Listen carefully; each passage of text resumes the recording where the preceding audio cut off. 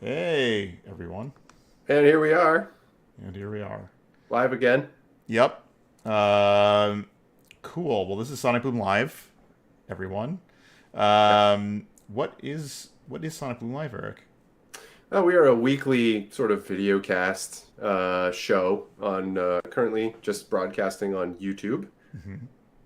And I'm hearing us play back, What? Justin. You getting echo? What I'm hearing our recording. Are you playing back? do you mean am I playing back? Do you have a tab open? Technical difficulties. No, that shouldn't be the case. No. Let's see That's here. that's weird. I'm hearing myself with a I don't know. There's got to be like No a video minute audio is coming through this. a minute delay. On us? Yeah, it's as though you have a tab open and it's playing on the delay. That's interesting. I'm Um, hearing you and me coming through. I'll look and see if I have anything, but from what I can tell, and what I can hear at least through the mic, is the audio's coming through for us here is that that's muted.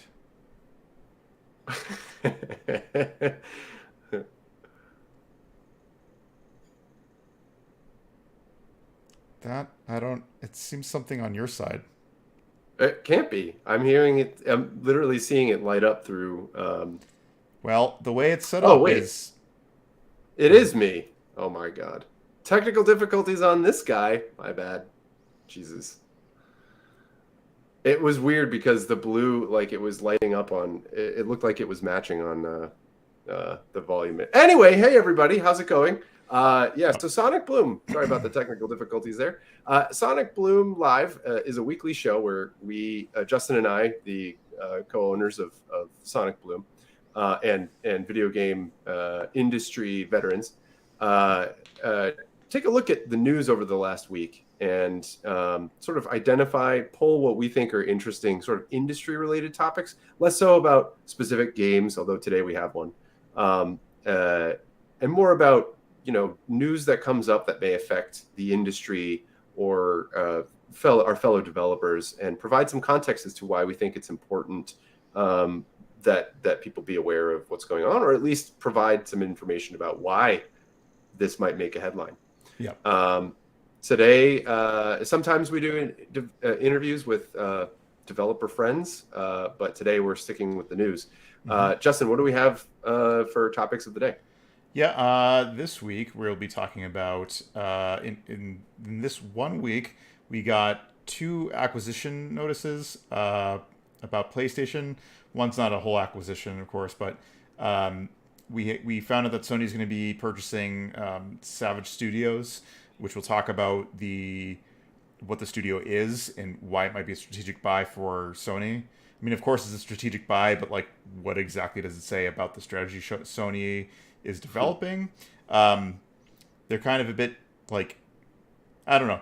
I'd say Sony's the most nebulous about what they're actually planning to do because their latest moves in acquisitions and where they're investing their money uh, isn't making it entirely clear what exactly they plan on doing. So this may give us a bit more insight, but we'll go over that. They up their stake in From Software as well. Well, their parent company at least. So we'll discuss what that might mean. The next bit of news is that Quantic Dream, which people might know from Heavy Rain, Detroit Become Human, their future title, Star Wars Eclipse, and as we discussed in Our Instagram warm our up. Instagram Live, going back to at least Fahrenheit, that was the first game I knew them from, which is a fantastic game. People should have played that. I can't remember the English name for it, the U.S. name for it. It's not Fahrenheit. But anyways, I'll look it up while you talk about this. yeah, that's what you might know him from. they were just purchased in full by another Chinese company, NetEase. This is in relate. I say another because we had talked about this to some degree when we were talking about Tencent stakes in a lot of gaming companies. This seems to be not a wide trend, but a trend in which we're seeing these very valuable Chinese companies that have done a lot of their growth within the Chinese market are now branching out to foreign companies to broaden their investment portfolio and potentially strategize to emerge out of the Chinese market and into like more global markets. So we'll talk about that some bit. And then the last thing we want to talk about is the impact of Resident Evil 4 on the rest of the game industry. This comes to light mostly because I think if you're in game design, we've probably talked about how important the advances in technology and design Resident Evil 4 had on action games. But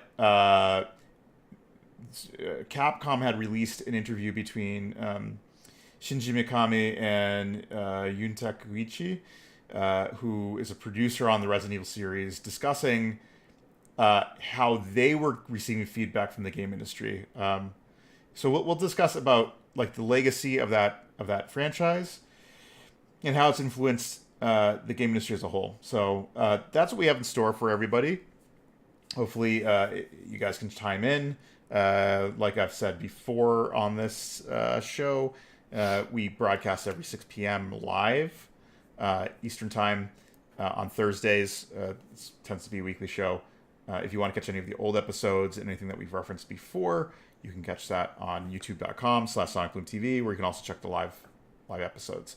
It would be great if you caught us there, and if you like what we're doing, like and subscribe. It helps us understand our audience and where we're going with it. So, let's get on with it. But in the meantime, let me grab some water because I'm getting like hoarse. Yeah, Indigo Prophecy, by the way. That was Fahrenheit. And a great game at that. Kind of like the first of its kind. And I'm almost certain Omicron was them as well. Which starred David Bowie, weirdly enough. The Nomad Soul. You're right, it was. But I was looking at the original name. Omicron, or Omicron, the Nomad Soul. In the Wikipedia article, they just listed as the Nomad Soul. It didn't have the Omicron name on it. So yeah, I mean, again, it might have been like a U.S. name versus the international name. Yeah, the region specific thing. They do that a lot for who knows why. Like presumably it will resonate better with the target audience of that region. Yes. Perhaps. Who knows? Well, let's get into the first topic, being all right. Sony in 1 week made two significant moves towards acquisition or upping their stakes in companies. Yep. Eric, do you want to summarize? Do you want me to jump into it? I can go in on this one. So basically, Sony this week brought out its wallet and opened up its wallet and dumped a bunch of cash on some more studios.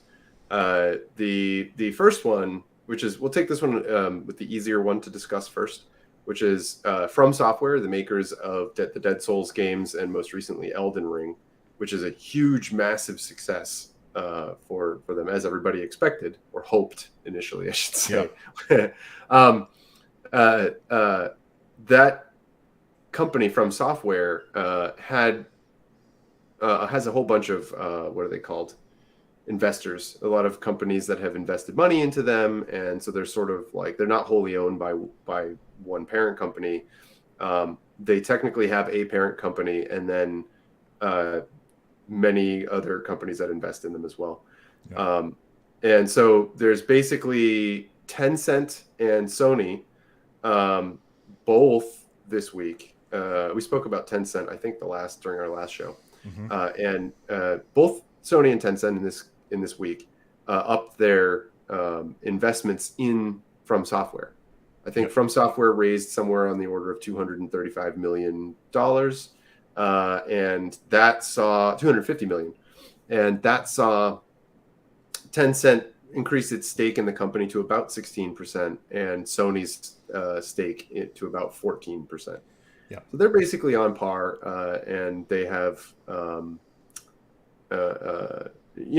guess more of a say and leeway in terms of directing what the studio does. Yeah, Where I imagine their stakes hold board of directors positions on their yeah, company, which probably has helped Sony get things like Demon Souls and Bloodborne on their platform exclusively. yeah, like the remake of what was it, Demon Souls for PS5 at Yes, launch. plus Demon Souls for PS3, which was exclusive. Yes, Yeah. right, yes. But I think, I mean, that Demon Souls wasn't that like one of their first games. I'm not going to go out and say it was their debut game because I screwed that up last time. Not their first game, but certainly was their. I think it was the first foray into the Demon Souls or the It was. Souls types games, Yep. which put them on the map. I think because before then they were doing things like Armored Core Yeah, that's and right. the like, which weren't nearly as popular. Right. They had sort of cult followings or genre followings, like Armored Core being sort of a mech style game. They were able to make several games in that series because they were popular enough with a certain crowd. Yeah. But at least I believe there was more than one Armored Core. Yes, there were. Yeah. So right. So that's From Software. This other one is a little bit more interesting. Savage Studios is a mobile game developer. They were founded a few years ago, and excuse me, they were founded a few years ago. They secured $4.4 million to fund the development of their first game, which was going to be a mobile shooter where they were not going to be constantly pestering their players to continue to pick up the game and play more. Yeah. Sony bought them outright without and using them they're going to be, excuse me, they are going to be a part of Sony's new department within Sony called PlayStation Studios or PlayStation Mobile Studios. Yep. Yeah. Now Sony's had several different PlayStation sort of sub brands, right, Justin? Yeah. Not only that, but they've also published on mobile as well. Right. Yeah. But they really haven't done much lately, and I think most of it, like it's kind of like Nintendo, where they dabbled in mobile development. Like they had like a God of War type game experience. They've had a Sackboy game that made it to mobile. Excuse me. Maybe it's made it to mobile, but it's like they haven't ever taken it that seriously. Never mind, bought a company outright with the intent to make mobile titles. Right. But here we are where they have now done that and they're establishing a whole new thing. Apparently this fits into Herman Hulst, who is one of the leads over at PlayStation Studios. I don't remember his exact position. Do you remember, Justin?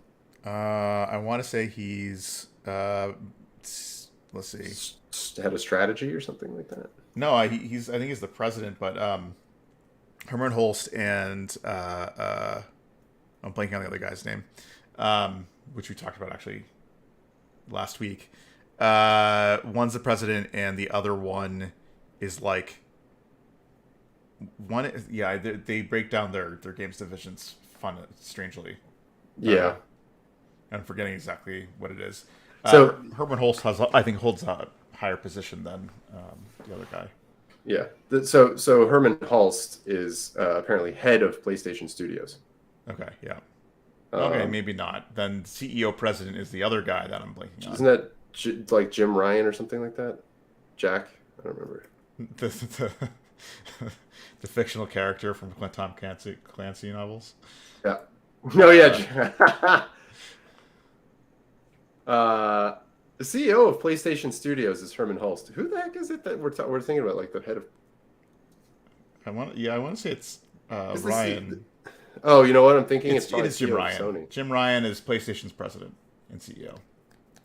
Oh yeah. Oh God. All right. Well, anyway, we got there. Herman Hulst, head of PlayStation Studios, not PlayStation. Um, Apparently, they've had sort of a strategy, a plan for this sort of broader strategy for how they want to expand how PlayStation, the brand, is going to uh, uh, develop over the next several years. What are they going to do? One of those things that they claimed was by 2025 they would have a strong mobile division to sort of spread what makes PlayStation games and experiences so unique to a broader audience. That includes that language sort of encompassed their efforts to bring games to the PC platform as well. Yeah. And this is their first very loud move in establishing a foothold in the mobile game space. Right. Right. Like their mobile games division seems to be getting a shot in the arm at the very least. Yeah. What do you think this says about Sony's just overall strategy here? I mean, I think for Sony, it's unclear exactly what they're doing. Every move that they make is just like, oh, well, that's kind of strange. Like when they bought Bungie, you're like, well, clearly they want to make massive multiplayer games. Like they want to have that unicorn game that makes billions of dollars without trying. Right. Not trying, but like something that's on par with something like Fortnite. And they don't have that, and they have very clearly signaled that they are trying to do that with the purchase of Bungie, Jade Raymond Studio, stuff like that, where they're just like, yeah, we're going after these massive multiplayer games that will help us there. So I think the two strategies that are kind of obvious now is that Sony is investing more into the IP, the PlayStation IP, than they have before, and that's through not only making PlayStation IP available on PlayStation, but making it available on mobile and PC. Mobile's the newest one that we really haven't seen much from. Plus cinema, to like strengthen the brand of that and try to grab a wider audience. And the other thing that's obvious here is that they want to get that like big like unicorn game. And they're putting in a lot of money to do it, and they're shifting their focus away from single player games to some degree. And I my guess is that we'll get mobile companion games to bigger PlayStation games, like in the same way that there's mobile versions of Fortnite. I would imagine that there's going to be mobile versions of whatever Destiny or whatever it is that Sony's going to be publishing under their company. So I think that's maybe what it points to. I think they claimed that one of their goals was to not necessarily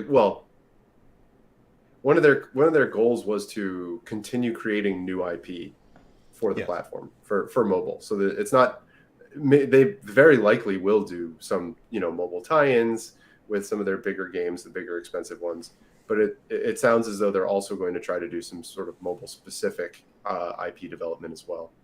I wouldn't be surprised that if the first stated goal is we want PlayStation IP to be as available as possible. Yeah, make it as broadly available. Then I don't see why they would be not putting anything on mobile devices, right? Like mobile hits a much larger group of people, but it does require a lot of money and a lot of marketing to make a mobile game see the sort of success that they're probably looking for. I don't know. That I wouldn't be surprised if brand new games come out for it. I just wouldn't be surprised if they're like God of War mobile. That's not a version of God of War, whatever 5, whatever you want to call the next one, but some like standalone mobile experience or companion experiences or whatever else that would be carrying new IP with it. We know Sony has a bunch of new IP in the wings that we haven't really heard anything about yet. So, yeah.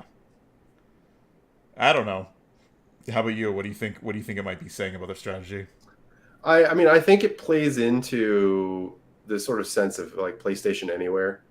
Yeah. You can have PlayStation on your TV. You can have PlayStation on your PC. You can now take PlayStation with you on your mobile phone, and have some connection to the brand anywhere you go. And I think that's been very powerful for Nintendo with the Switch. and even prior to that with their handheld devices, Yeah. sort of powering them in a big way. Um, and I think Sony had handhelds before with the PSP and the PSP Vita, but it's just sort of like looking at it right now. It's really hard to compete with the pocket being already filled, even for young kids with mobile phones that are Yeah. powerful enough to do many types of games, like even in some cases better than or on par with last gen consoles already. So like, how are they going to do all the R&D for a console, a mobile console, when the entire mobile industry, the multi-trillion dollar mobile industry, Yeah. is like they're constantly outputting better and better stuff every year. They can't keep up with that. That's silly. Yeah. Um, Yeah. so, but It's just a weird time for them to be stepping into. That's the weirdest thing, right? Like, there's a bunch of mobile companies that grew out of like smartphones becoming the norm. Uh, and the mobile game space is like evolved in very weird ways. Uh, and I still don't think it's a platform for like really powerful, serious games. Like, the most success that we've seen in that space is companion games like Fortnite. Fortnite does well, like really well, but like I'm not it, it seeing. it depends on what you define as game here. I think you and I have a very narrow vision of what we consider the type of game that we like to play on Yeah, well, I mobile, mean, right? it's the type of game that Sony produces currently. Yeah, yeah, that's fair. Uh, the situation, maybe they're looking to change that. One would hope. The Yeah, thing is that, like, the reason they bought, or well, not the reason, we don't know the reason yet, is what we're sort of wondering right now. But one of Savage Studios' stated goals in the development of their first game was explicitly to not constantly beg the players or entice the players to come back with, like, come back every day at least once to create a streak and get extra bonus XP or stuff like that, or right. free gems or something like that, right? Which says a lot about the type of game that they're looking to make. This is not going to be, at least Savage Studios' first game doesn't sound like it's going to be Diablo Immortal, which does take lots and lots of pages and even pushes on pages from sort of other mobile designs that are known to make lots of money. And they're big cash grabs. Are they good for the game industry? That's a debatable question. I think a lot of game developers who are sort of more used to traditional games and less, are more driven by the creative element of game creation and the prospect of generating a sense of fun for the player and enjoyment, rather than just pure dollar signs. There are a Yeah, lot of people that make, and this isn't true for everybody, but there are people out there who literally see mobile games as a way to milk cash out of people. yeah, And we see a lot of those types of games getting advertised, and they sort of become top games on the mobile platforms, and by that I mean mobile app stores, simply because they're free to play and you can get a little bit of enjoyment out of them, or a lot before they start basically finding ways to sneakily get you to buy more gems and whatnot, yeah, and begin the drip, drip, drip of money into their coffers. Now, you could argue that, look, people keep paying for those things. They clearly derive some value out of it. But is this something that is sustainable that we want to engender? I don't know. I've also or never the been type of game that Sony wants to make, right? Like, right. that's I don't know. It's like, if they want to be known for as a quality game company, like probably in the same way that they see their movie studios as a quality movie company, that they're trying to find other ways. I don't know if mobile platforms like have proven to be able to be that. I think it might be a situation where they're looking to sort of get on, hopefully get on a wave before the wave crests, right? Like, be ready for when this happens instead of trying to play catch up. Mm. There may be a situation where they're looking ahead at technologies that like Apple and Google are putting together for their mobile devices, or movements being made there for the mobile platforms, and saying, okay, let's read the tea leaves a little bit. This is going to become a bigger platform going forward, and we need to be sure that we're a part of it. Yeah. You know, it could also very simply be, hey, we just want you to be able to play our great games more in wherever you go. Yeah, I mean, it'll be interesting to see exactly what their strategy is. We're still kind of owed like a year end outlook from Sony, which Yeah. presumably we get either early September or early October. Probably in September, we're gonna get like one of those big state of plays that show their like next couple of years of plans, and hopefully we'll be able to get a better glimpse of what the strategy is behind buying Bungie and buying these like massive like online game developers, as well as whether or not their mobile platform has any like things in the wings right now, or if that's a couple of years off.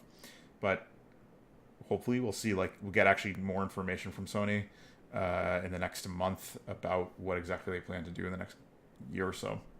Mm-hmm. Yeah, I mean, we'll see. It's now September 1st. Jeez.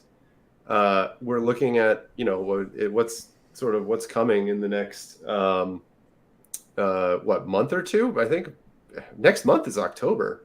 You think we're going to get like a big announcement of at least sort of IP and title announcements in the next month? I think it will be this month. Because they're at the point in which they're like, I wouldn't be surprised if it's just short changes TGS. Oh, sure, yeah, that's a good point. And if not TGS, then shortly thereafter. I think if we looked at last year, it was around the same time. I think it was September like 27th that they had their big show that showed Spider-Man 2 was actually well in development, and Wolverine was an IP they were working on, and God of War we got the first gameplay from, etc. Right. Plus, we actually are owed like a God of War breakdown, which we still haven't gotten. Like the most we've ever got was last year, almost a full year ago, where they're like, "Here's the gameplay. We don't have a release date yet," and they're like, "We have a release date. It's November, but we still haven't got the state of play from it, so we don't really know what God of War is bringing with it. Just that it's a sequel to the last game, and it seems to have more varied environments. Yeah. But otherwise, yeah, we don't have a whole lot to go off of. Yeah, I'm okay with that. I'm okay with not getting more stuff that is just going to make me want it more. It's just very un-Sony to not have a state of play focused entirely on it, where we get like 15 minutes of gameplay that really go, here's what you can expect from the game. We did get a little bit of that out of Last of Us Part 1, right? No, I mean, even Last of Us Part 1, we didn't really get that. I thought we did get like one. No. We got like trailers that were like a minute long. Usually, like Last of Us Part 2 had like a 15-minute gameplay section that they showed off more than once, actually. They showed one like really early on where they're like, here's Last of Us 2, here's what to expect. And they're like, here's it again just before it releases. God of War has been weirdly quiet for a big Sony tentpole game. Well, you know what maybe they're doing is they may possibly be right now putting all of that normally marketing budget cash into acquisitions. Yeah, that's where the money's going. Oh, we bought too much stuff. We don't have any money on us right now. Yeah, but it wouldn't surprise me if we got like a state of play that has like the 10 minutes of God of War gameplay just to sell pre-orders of that and get people ready for it, even though the pre-orders have been ready for like, I don't know, 3 months. Plus like the whole breakout of here's all the IPs that we're working on and stuff that you can expect next year. I really expect that, like sometimes by before the end of September. Yeah. Well, I guess time will tell. If they do it, we'll probably do a little bit of a breakdown or a discussion about what they're doing. How about what do you think about the From Software investment? I mean, it goes in line. Like, I don't think they put in that much money. I think like in total was raised like $260 million from both Tencent and Sony. I don't know what the starting amounts were, So I don't like Sony got bumped to like 14.3% or something of that nature, and Tencent was 16.5, whatever it was. Total raise was 250 million from both of them, or 260 from both of them. But it's like, did 250 million get them like a 3% point raise, or was it a 10%? Like I don't actually know what it was before and what it is now. Yeah, we'd have to Uh, look at what's the valuation of From Software. yeah. Uh, it could be as simple as just that they see that it's a strong studio and they want to have some influence over how they do things to like lock down exclusives and whatnot, and doing so, like having a minority share in it allows them to have a bit more sway. Um, I don't know about an outright purchase. Yeah, it well, so the parent company of From Software, which is I believe what Sony actually put money into, um, Yes, yeah, they didn't buy from part software of From specifically. Software. Yeah, Yeah, but that's Kadokawa Corporation, Japanese company. yeah. They have a total market valuation of $3.2 billion, and Sony last year had purchased a 1.93% stake in the company. Um, 1.93% stake. yeah, I don't know if that it says Sony acquired a 1.93% stake in Kadokawa as did another mobile company, Cyber Agent. So there are multiple hands in the Kadokawa Corporation pie. Yeah, I mean, Um, in Katakawa was saying that they were basically saying, hey, we opened up a round to raise some money for ourselves so that we can go. This is like standard business procedure where they're not going, hey, we're looking at like doing a Series X round on it. They're just going, hey, we can release this much stock available, and we're currently valued at like this is going to give us $250 million of cash injection that will allow us yep. to buy something else. Makes like, and they're saying probably with the success of Elden Ring that they need to push more into their marketing, production, and Publishing. yeah, publishing side of things. So Yeah. not surprising there, Nope. really. Yep. Like if they But could I think, produce an Elden Ring every year, I think they'd be probably really happy. oh my God, yeah. Every I year. mean, they're I not mean, far off either. Like they've been producing at a clip, right? Like From Software, you mean? mm-hmm. Yeah, they have. But both the remake of Demon Souls and Elden Ring were multi-year projects.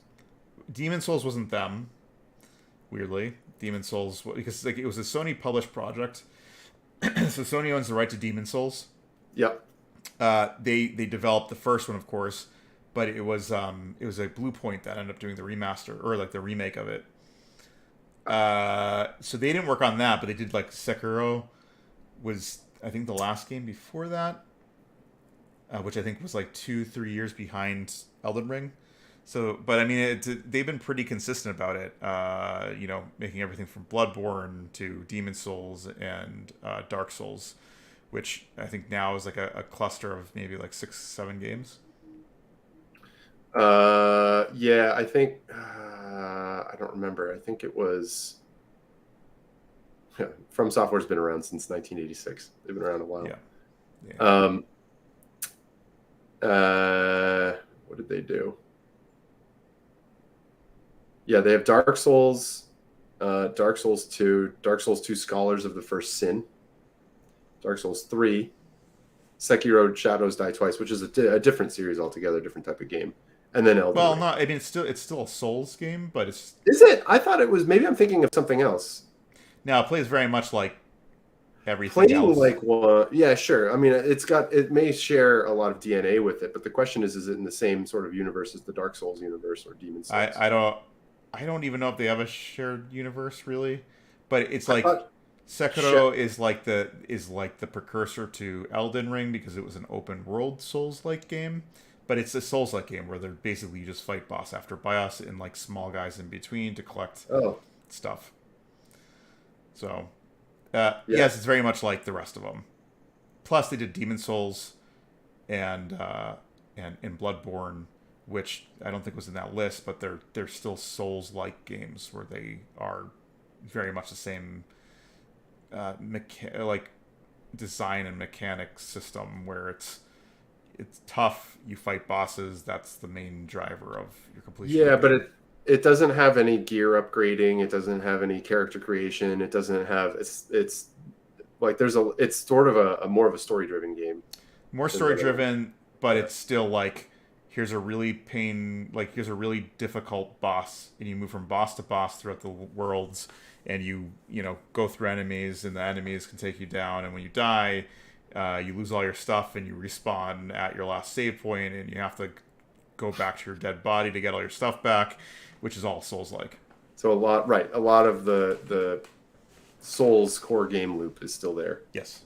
Which you could say the same about Elden Ring, except Elden Ring also includes the other parts, which is like character creation. Yeah, Elden Ring is like, let's do this, but in a fantasy world that is sort of created or partially created and storied by George R. R. Martin. Yes. However much he actually contributed to that. Right. Who knows? Yeah. Yeah. All right. Do you want to move on to the next topic? Yeah, let's do it. Do you want to do a breakdown of this one? I'll do a breakdown. Quantic Dream, everybody's favorite Press X2 Jason company, who's responsible for games such as Heavy Rain, Detroit Become Human. They did what was it? Indigo Prophecy / Fahrenheit. They did what's the other one called? Something Tale of Two Souls? Oh. It's the one with Elliot Page in it. I can't remember what the name of that game. Yeah. God. I want to say like it's not. It's something where Beyond Two Souls. Yeah, that's what it is. Where I think you have like a ghost version of yourself. Or of the character that and it flips between them, but it's still very much like we were saying about From Software. Like all the games share a DNA. They all play very similarly, where it's context sensitive or context specific actions based off of a very much narrative driven game, and you're playing somewhere between like a choose your own adventure type novel plus direct actions control stuff. So that company, and very importantly, they are working on one of the many Star Wars games that have Disney has pushed forward with.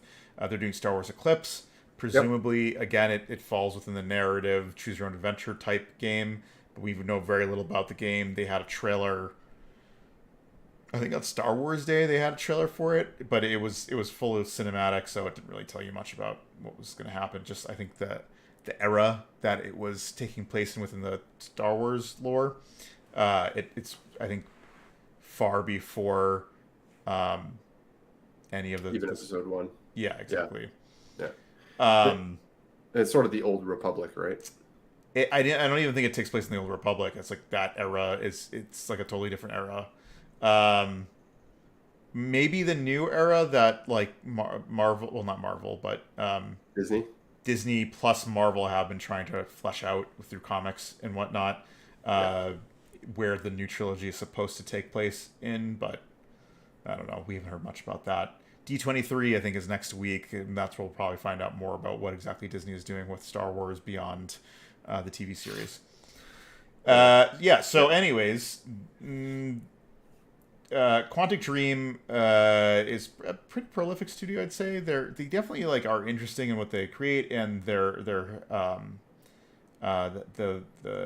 CEO of the company, who I'm blanking on, he's like an eccentric French guy that's like, I'm making these beautiful games, which you could argue are, but the company's been totally purchased by NetEase, which I think last week or the week before we were talking about Tencent's like growth into the gaming industry, especially into Western markets.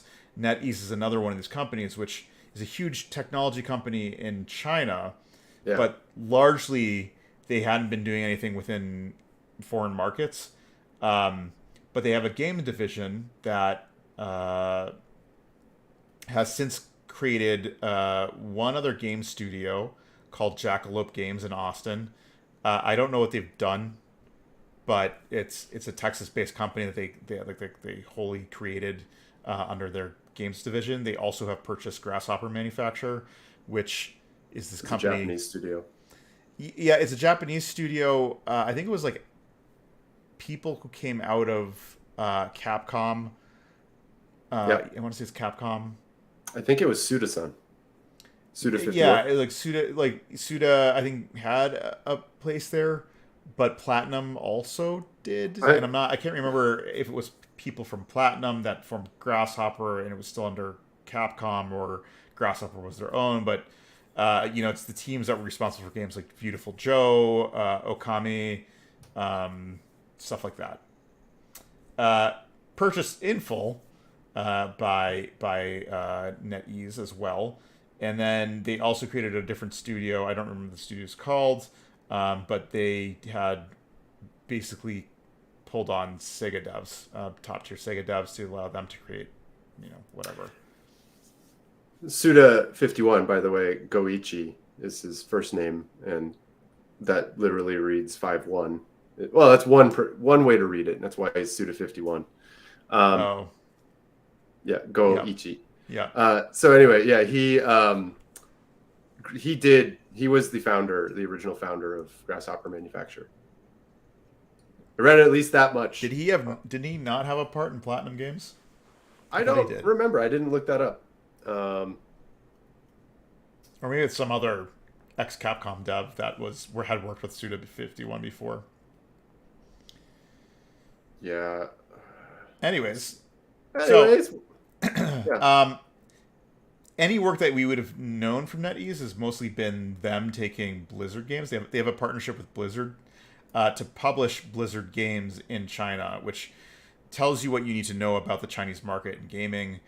The Chinese market in general is extremely difficult to get into as a foreign developer. They've become they've maintained isolationist status for quite some time, but even as they become more capitalist, the companies there have basically been able to create huge massive tech companies without the competition of Google or others, and then they're allowed to basically invest in foreign companies as well, which is kind of weird. So these companies seem to come out of nowhere, even though they've been developing over decades in China, and then they're like, we have a ton of capital because we have a population of whatever it is, 1.5 billion people to make money off of, and then they go in and start buying these sort of Western companies that or East Asian companies like these Japanese developers come out of nowhere.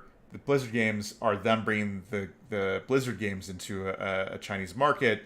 In order to do that, you basically need a Chinese company to produce the game for you, so that some Chinese company is profiting off of a Western good in some capacity. Well, there's also some serious challenges working over across the Great Digital Wall in getting your digital products into China. Mm-hmm. Challenges there. A lot of them include the fact that if you're doing any sort of business in China, the government basically requires access to certain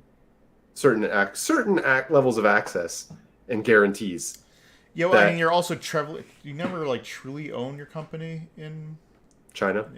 It's the Chinese government still owns you by law, but you basically get to operate as a private company until they say otherwise. I'm less familiar with that side. Doesn't surprise me, but you can look at things like what's it called, Alibaba, and them just basically ousting the CEO that had created the whole company, and he was just out like that. Bye. Yep. Yeah. They have. I mean, to be fair, I think that may just be. It may also be, instead of the government saying we own everything, it's that we literally can step in and do whatever we want. Yeah, but I don't think there's private. I don't think there's real private ownership of anything, including properties. They sell properties as if it's like an actual, as if you own it, but I think by law. There's an expiration date where the property gets returned back to the government, and the government also has ability to possess anything that they want. Right. So And I constant think eminent companies domain. operate in a very similar way, but generally speaking, they operate mostly as private companies, as we would expect in the U.S. Except there's parental oversight of Yeah. the government. Yeah, and the other challenge is that like if you're playing ball in China, you have to play by China's rules, which frequently are at odds with Western ideals or even laws in some cases. And that's something where there are businesses that will just not do business with you if you are abiding by China's laws, because it effectively frequently that means your databases and whatnot are open to the government. The government in China can always step in and take a look at all the data or whatever, right? So there's issues there and concerns for people. The easiest way that international companies get around this is they just create a separate company inside of China that is not actually the same as this. There's just some economic relationship there, Yeah. like an investment.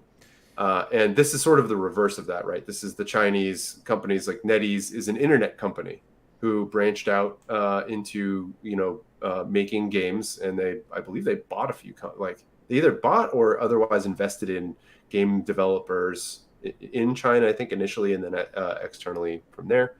And this is sort of expansion of their portfolio and their capabilities. They do have a NetEase Games sort of subdivision. Right. And there are sort of bigger. If you look at the history of those titles, just go to their website.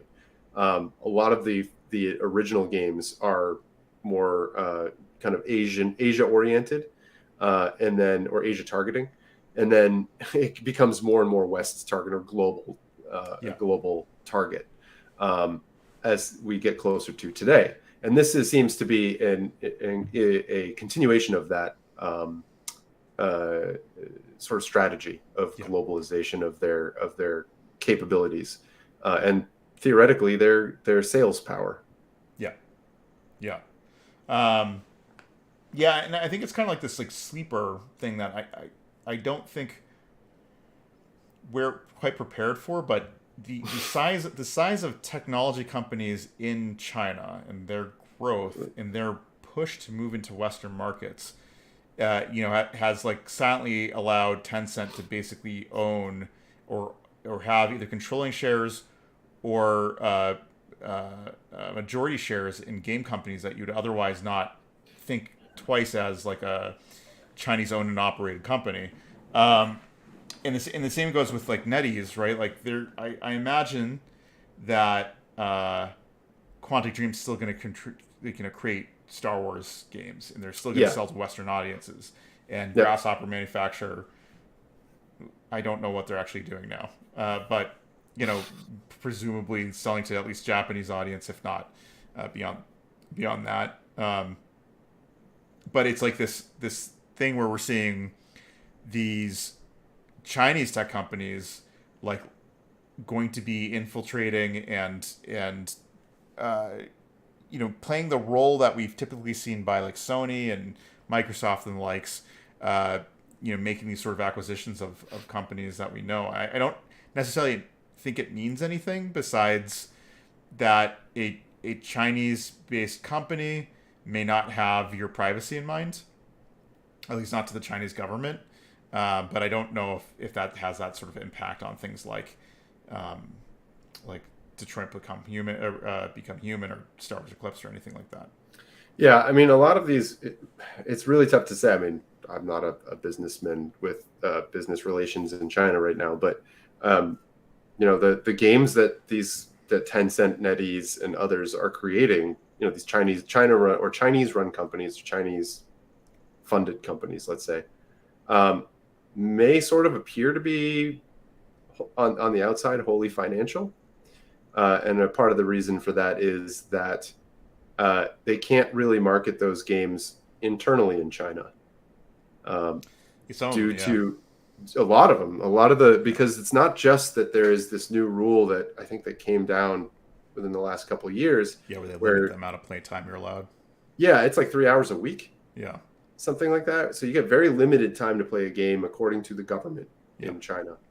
But they also, at the same time they announced that, or around the same time, they came up with this massive list of requirements for if you're going to make a game in China. I almost said Japan, totally different. If you're going to make a game in China and release it in China to the Chinese public, it has to have there's a huge list of requirements about it, and it has to I think it cannot in any way present China in a negative light, or the history of China in a negative light. It has to push forward the ideals of the people in some way and present people in a positive light and that kind of thing. There's a lot of anti-violence stuff in there. There's a lot of, I think, if I recall correctly, anti-nudity and sexual theme stuff. So there's a lot of limitations that the Chinese game industry has to navigate, and it's hard to imagine looking at those rules when they came out and saying like, yeah, that we can do that in a global scale. Like, yeah, right, yeah, okay, yeah. I mean, I think what it means for things like Quantic Dream, right, will probably never sell its games in China because they have all those things. They have violence, they have nudity. It's got a very French sensibility around the way it tells stories. Yeah. But that doesn't mean that it won't have an impact on the way they create games. Like if they had any games that were critical of China or talked about Tibet or Tiananmen Square or any of those things, like Uyghurs, the things the things that China wants to silence because it's criticisms of the government and the way they've been operating, and rightful criticisms for that matter. I would imagine that Quantic Dream will no longer be able to create anything along those thematic lines. At least that's going to be. Are you saying if the government steps in and suddenly says, "Hey, any of you who control none of your subsidiaries are able to do this"? Yeah, I mean, you're a Chinese company. You're not going to be allowed to create games that have criticism of China because we don't like. They would prefer that that companies leave that out entirely, right? Like, yeah, oh yeah. For the world market, they don't want to be portrayed as like the big bad guy because of their past sins, and they don't want the Chinese citizens knowing about this stuff. So like you see this in the way they control how like a Disney movie is released. Like, oh, we don't want to show I don't know, like homosexuality in your movie, so you have to take that out if you want to release it to our market. And so you'll see like like Marvel or Disney go, okay, I think we can remove this scene, and then we can try to sell it in the Chinese market. Or they go, yeah, no, we're not going to do that. Our creative direction is not going to make those changes for you. And you're seeing things like this, and you see that in a lot of autocratic leaning countries as well. Like Saudi Arabia has pushed for, if you want to release movies here, we're going to ask you to remove stuff. So I wouldn't be surprised that something as sensitive as like criticism of Chinese government would be kept wholly out of any game that is being produced by a Chinese owned company. Well, there's a difference between Chinese owned and funded and games, where the game is being made and they want to sell it to the West, and then games where they also want to try to sell it to within China itself. I don't think none of those rules apply if the game is not being sold in China. Now, whether those specific rules, but like, right, we see them exert influence, saying we don't want you portraying China. We don't want you. Yeah, that's fair. So I wouldn't be surprised that would be something that carries forward even outside of games that aren't sold there. Yeah, I don't know I have not heard of a rule or a law in China that says if you are a company that owns a Western company, you must disallow it from certain types of content. There's also a question of like how close of a connection of ownership. If you're just an investor, which does make you a partial owner in many cases. With many, it depends on how the investment. I imagine if you're a minority stakeholder, they can't do anything about it because you can't. You don't have a say. Right. Well, you do have a say, but you don't have you have a vote. Yeah. Which your is to vote say, can be right? Like outvoted. it's you being able to express Yeah. yourself, but I don't like they could be like we're going to sell off our shares and we're going to take your value. They could wield some influence in that Yes. space, but I would imagine that there's less of that. But if say like Riot Games, which I think is a Tencent company as well, they may not be allowed to, have anything that's overt criticism of the Chinese government within their products. Yeah, I mean, it gets really hairy because even if they tried to like suggest that they were going to sell off their shares, it's likely that the company has a structure where they can buy them back. They right of first refusal to buy them back, Well, if it's which would publicly traded, potentially though, you protect could them. see the stock If probably it's drop, that's right? fair, yeah. If it's publicly traded, yes, yeah, absolutely.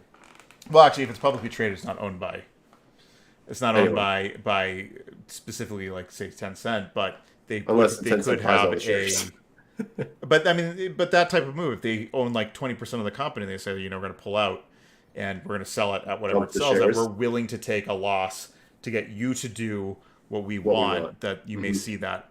I would think it's less likely, but certainly in games that or in companies where Tencent or NetEase is a majority stakeholder, you may see creative decisions that would prevent criticisms of the Chinese government or Uyghurs or anything like that.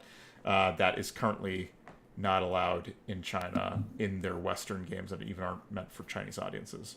Yeah, I mean, yeah. they exert control on Chinese citizens that are living abroad, so I wouldn't be surprised. I have not had firsthand experience with it, so I can't say. No, you can't. But like, there's certainly reports of it, right, where the Chinese government has stepped in at times and, uh, you know, threatened family members that are still living in China to prevent people who are being expressive outside of outside of the store. Like, that sort of thing is documented and has happened. So it wouldn't, like I said, it wouldn't surprise me that companies that are owned in full by Chinese companies would not be exerting control over what kind of stories are being told by those companies, even if it's not meant for a Chinese audience. Anyways, Moving on. yeah, you're like, I don't want to talk about this. So, It's okay. I just don't know enough about it to be able to say anything, right? yeah, So like, I mean, I've hit the limit of what I can say, so yeah. I don't want to go and speculate for any further than I might have, misstated my understandings prior to this. Yeah, I mean, my full Already. understandings from like things that come from NPR or Sure, other sure, sure. news reports. So, Yep, yep. no first-hand experience because I'm not a Chinese national, but Yeah, true. Neither am I. We're both born and raised Americans. yes, if it wasn't obvious. Right.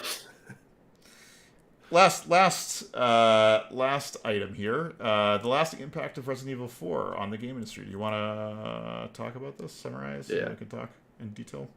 Sure. The sort of the lasting impact. So there was a recent interview with some people involved with the creation of Resident Evil. So to set the stage a little bit, Resident Evil is a long-running series by Capcom, and Capcom, unlike sort of games, certain games, for instance, what would be a good example? That's as long running as RE. Or just even 2 or 3 games deep. Let's go with Halo, right? Okay. Like Halo 1 through 4, or at least 3, were all done by Bungie, one team. Yeah. Now they had people come and go, but a lot of the creative staff remained the same. That is not how the games are made at Capcom. With every Biohazard game, Biohazard is the Japanese name for the Resident Evil series. So with every Resident Evil game, the Capcom will sort of build the team to make it. They say, okay, we've decided we're going to make, Resident Evil 9. So who is available in our staff of game developers like to put this together? And they'll pull people that have had, because at this point most of their team, a lot of their developers have had some experience working on a Resident Evil. There are enough of them that they end up with that. But so that sets the stage of like what's going on with Resident Evil. There's not really one Resident Evil team that just sort of has made this game for the last 30 years now. Hmm. It's different people. And in this case, there was an interview recently between Shinji Mikami, who was a Resident Evil creator. I think the producer on Resident Evil 4, and I want to say 2. I think Shinji No, Mikami 1. was the creator and director.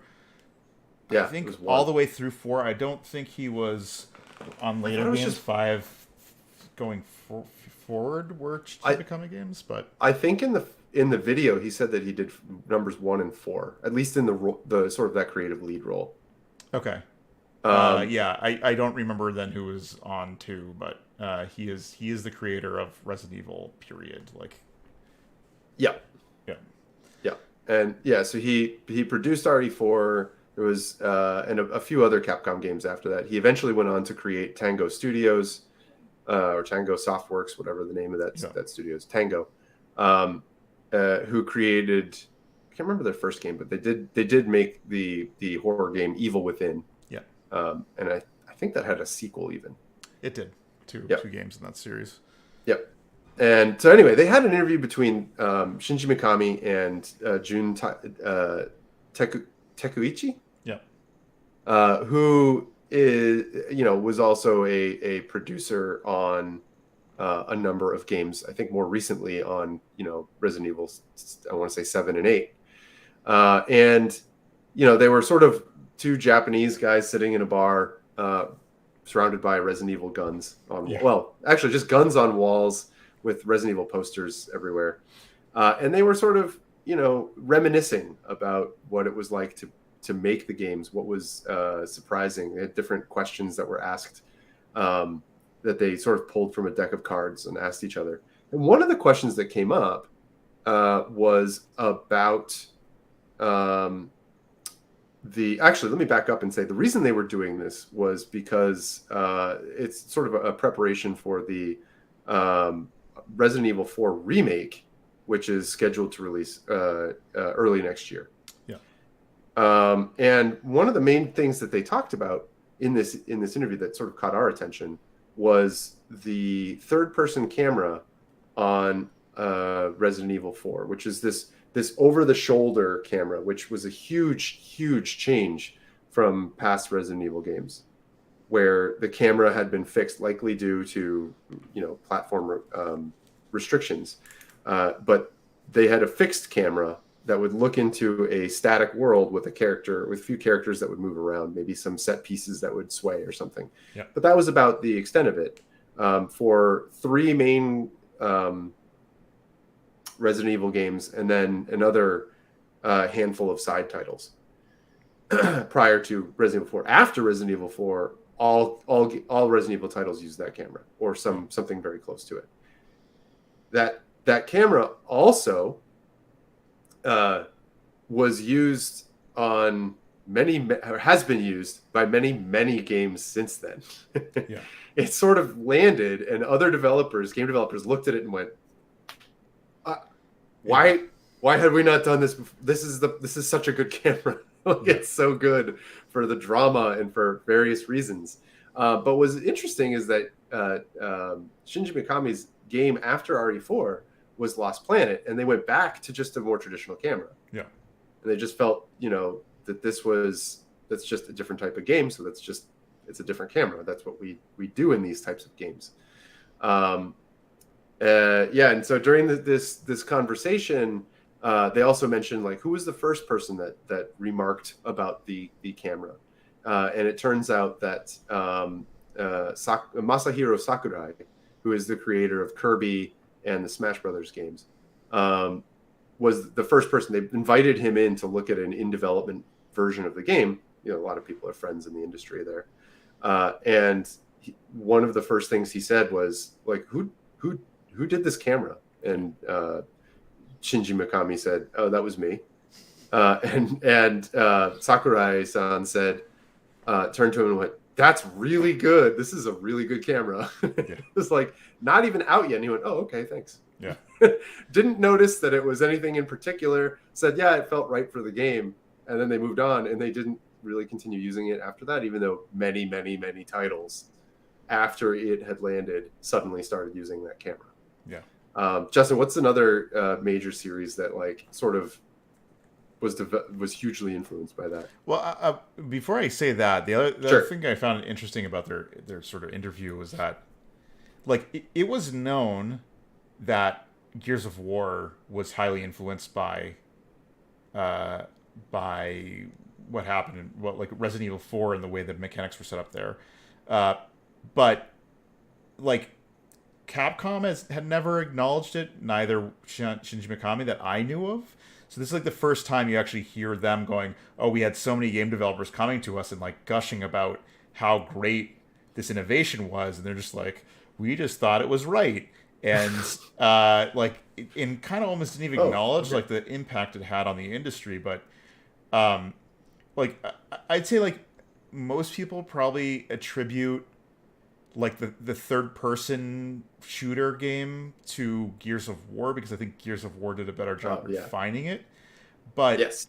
Yes. uh, like every third person action game that had shooter mechanics took on that innovation. It was Yeah. like Gears. It was like RE4. Gears perfected it and like really brought home like the viscerality of like of like that close quarter combat that camera brought. And then every game after was just like, okay, Uncharted. It's like, yep, over the shoulder camera view. This is how we're going to be doing it. Like, you know, there's Deep Silver's games pretty much use the same setup. Platinum games use the same setup, et cetera, et cetera. There's a really interesting GDC video for God of War, the Mm-hmm. 2018 remake, 2018 title. I think it's 2018. Whatever, the PS4 God of War. Yeah, Uh, where they talk about the development of the camera because prior versions of the God of War camera was sort of like drawn off in the distance, and yeah, you would control in third person Kratos, who would run around and attack in different ways. And in this new God of War, it was over the shoulder again, like back yeah, here, very much closer to Kratos and the action. And it's the same. It's the same over the shoulder. And they knew that they wanted to do that, but even still, they through the course of development of that game, with the challenges of how they control with a melee weapon instead of a shooter, you know, it does melee and it can be thrown, the yeah. axe. So they had some extra little things to work through, but even then, just that they knew, okay, we're definitely switching to over the shoulder, which, you know, was created initially done, you know, by Yeah, it makes you feel so RE4. much more connected to the experience than Oh yeah, like yeah, like the traditional God of War camera, which was that like here's your character. See how I can do it. Here's your character here.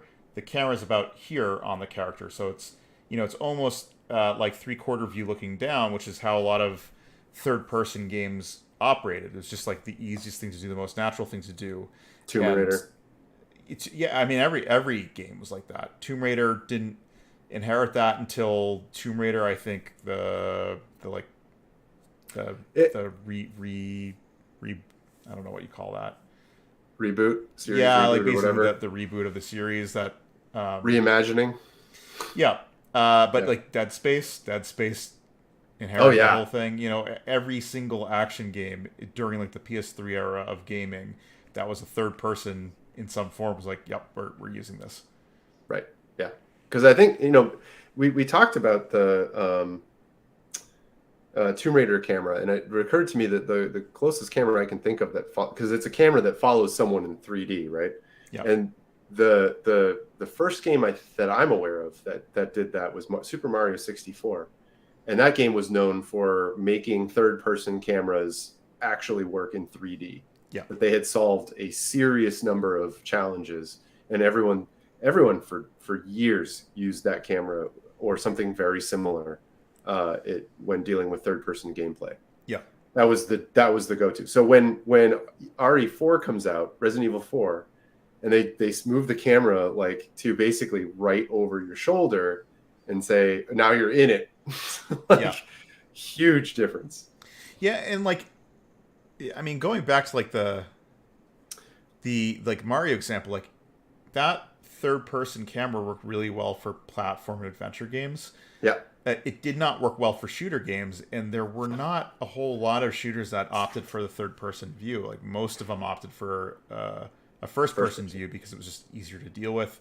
You didn't have to deal with cameras, and so if you were going to play a shooter, most of them were done in first-person view. Or if you went into a shooting mode, you went to first-person mode. Yeah. They had the reticle problem, right? Mm-hmm. Like, Mario is in the center of the screen. He is the star of the show, so he's in the center.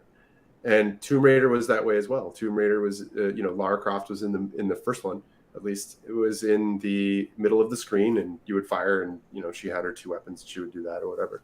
But if you're looking at it directly from behind, the character model's right in the middle, which is right where the reticle would be, the center of the screen, which is typically where players aim in shooting games.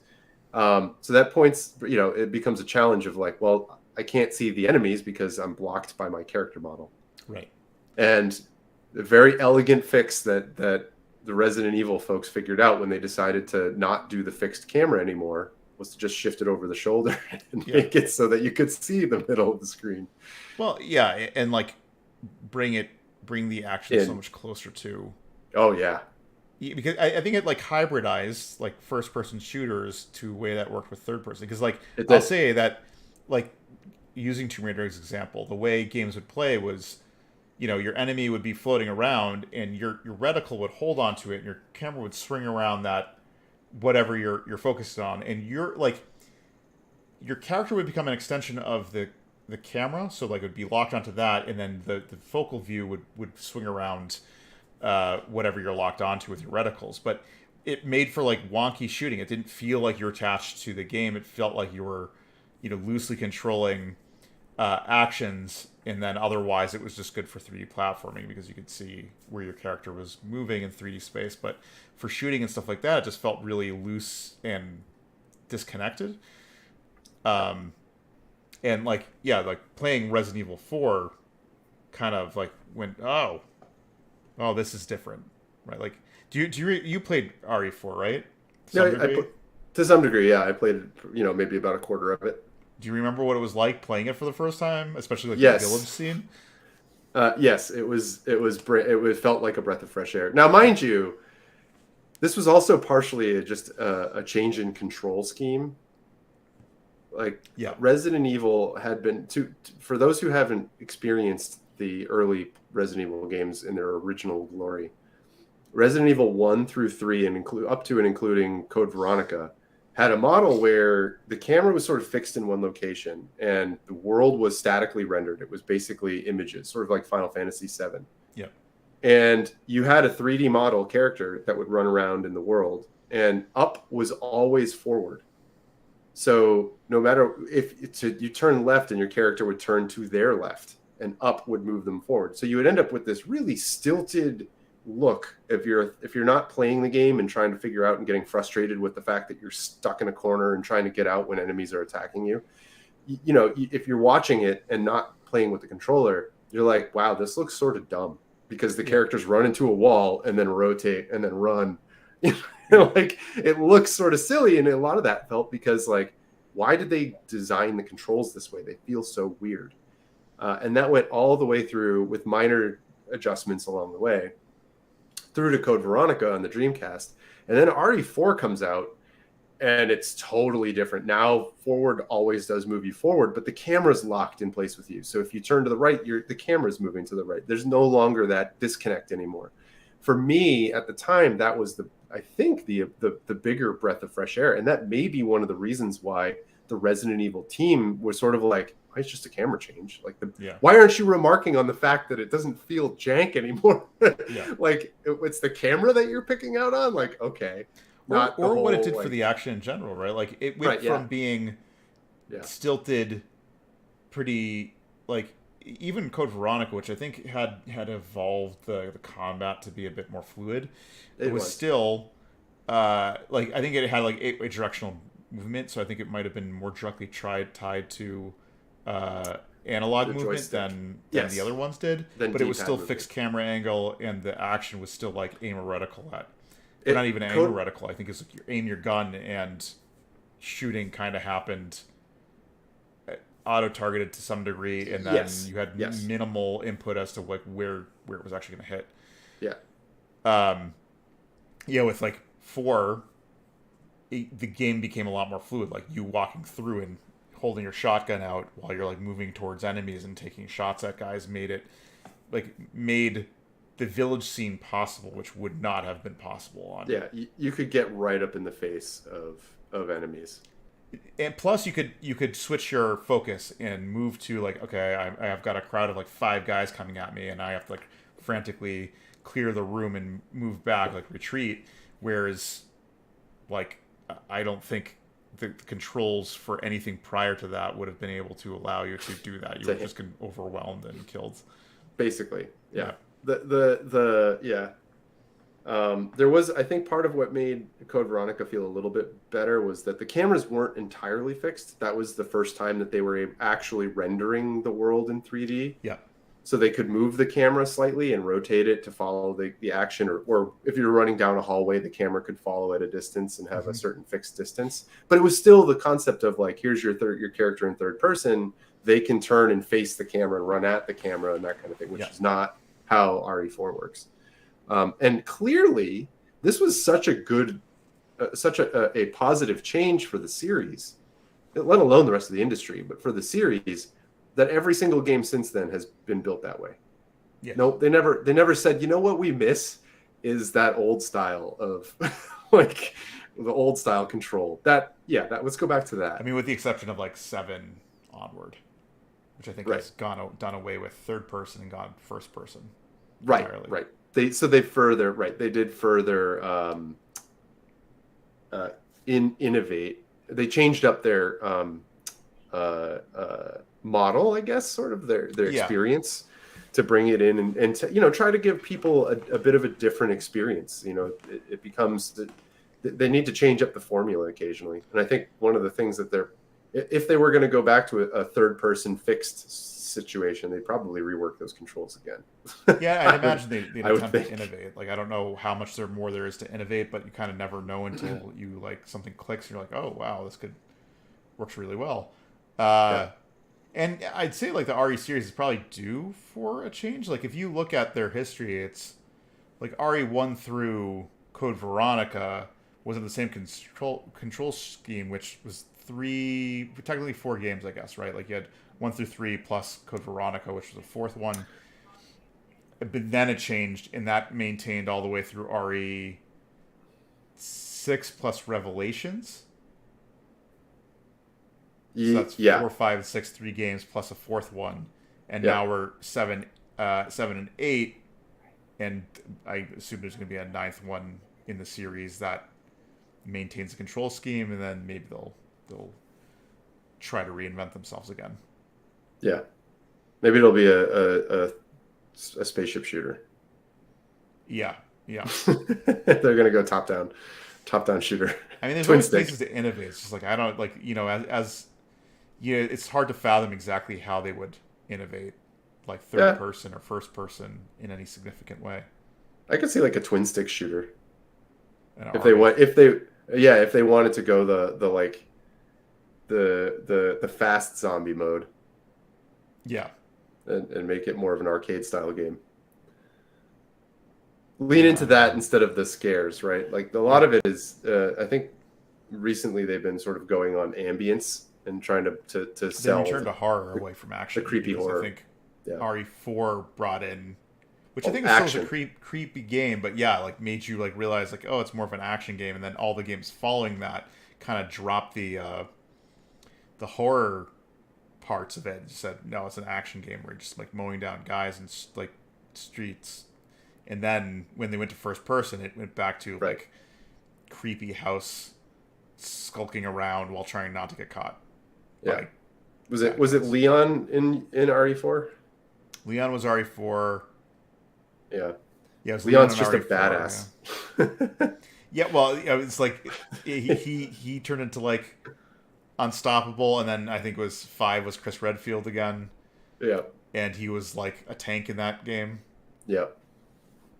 I want to say, was it? I think it was RE6 where no, I think it is 5 where he literally punches a rock to to go through something. Like he's like punches the rock to get it to move. And you're like, what is this?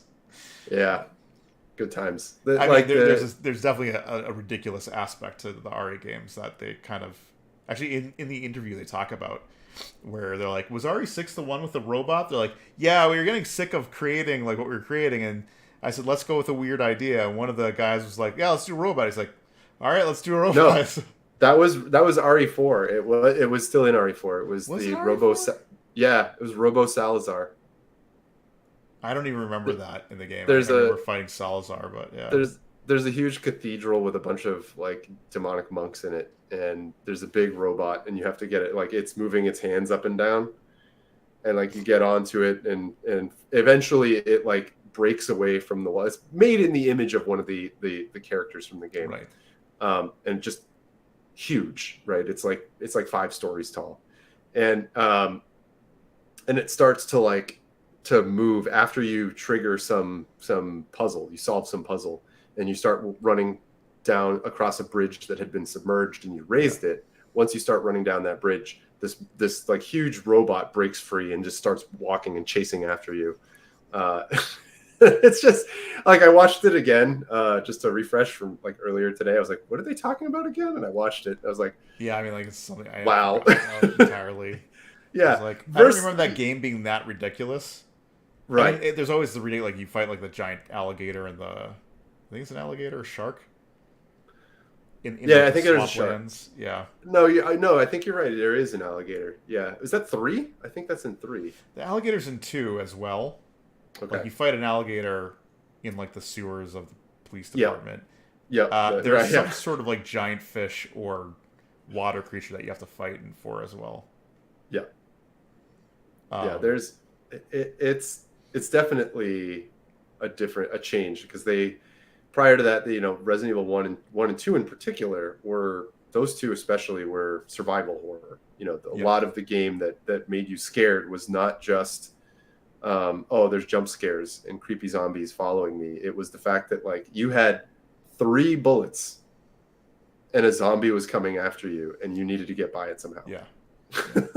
3 bullets, and the controls made it so that you were more than likely going to shoot the floor. Yeah. Or the wall.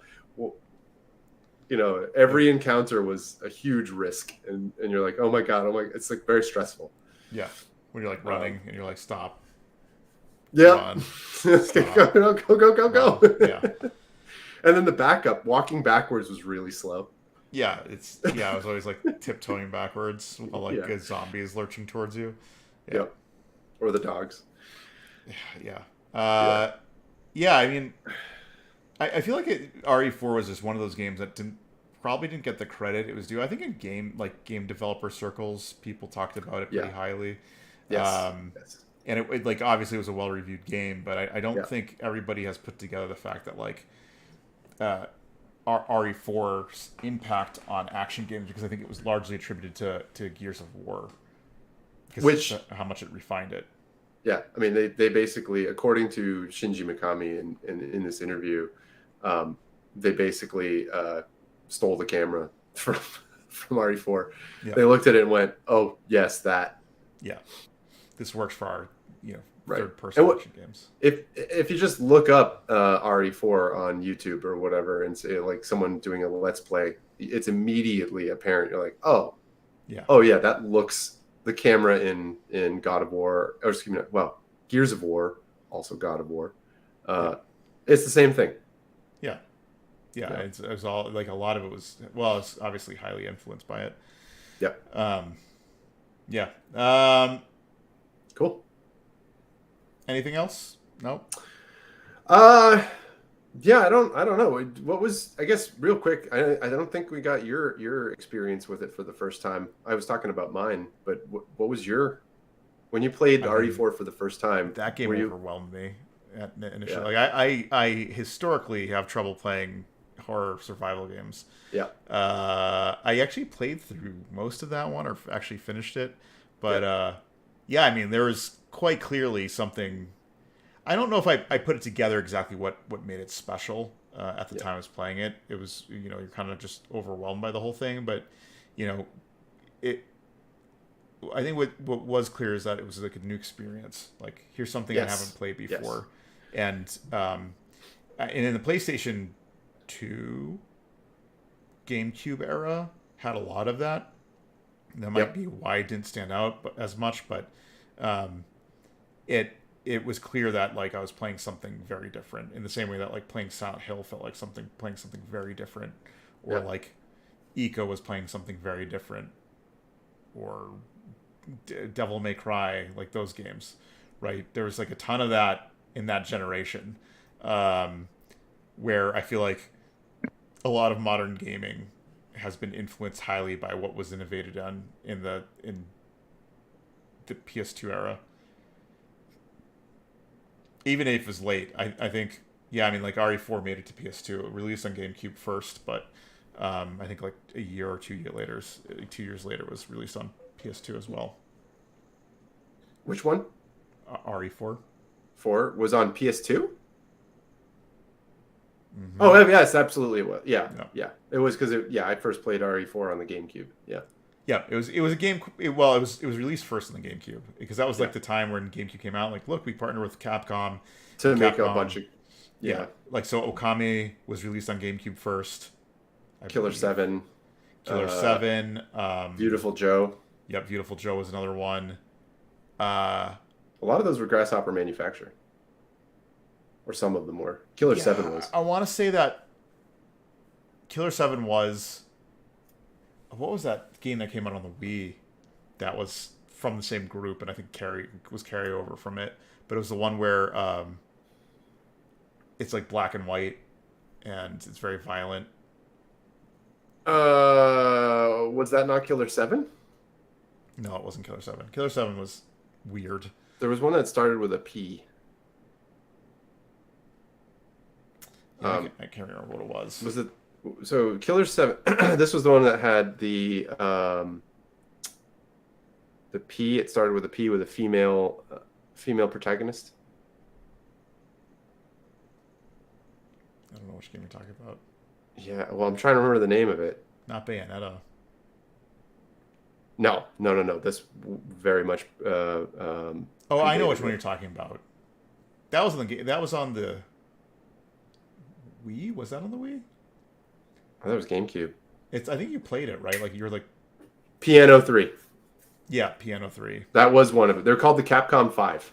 It was Piano 3, Beautiful Joe, Dead Phoenix, Resident Evil 4, and Killer 7. Okay. And those are the ones that released on GameCube first. I thought Okami was in that group, but I think maybe Okami was a PS2 plus GameCube release. I think so. Yeah. I think I played Okami on PS2. I did. I want to say. Yeah. But yeah, I did. I can't remember. No, I played Okami on the Wii. Yeah, I'm trying to remember, like, because it had like the painting controls. Yep. Which were very weird to play on the PlayStation, though. I don't remember where. Maybe it would work better on the Wii. I know they eventually made a version of it for the 3DS. Game Boy. The 3DS was that? No, the DS. No, it would have been the DS, just the DS. Yeah, which made a lot more sense because you could literally just take the stylus and draw. Yeah, didn't work as well as you think it would, though. When you play it, it's just like, this is not quite what I expected. Yeah, speaking of that, Okami did not have is the camera from Resident Evil 4. And you also didn't have? What? A sequel. Yeah. So you get one. You get one, and that's all you get. Yeah. All right, well, I guess that's it for this week. If you enjoy the show, like and subscribe. We're on every Thursday at 6 p.m. Eastern Time, so check us out every week if you get the chance. Yeah. Thanks, everybody.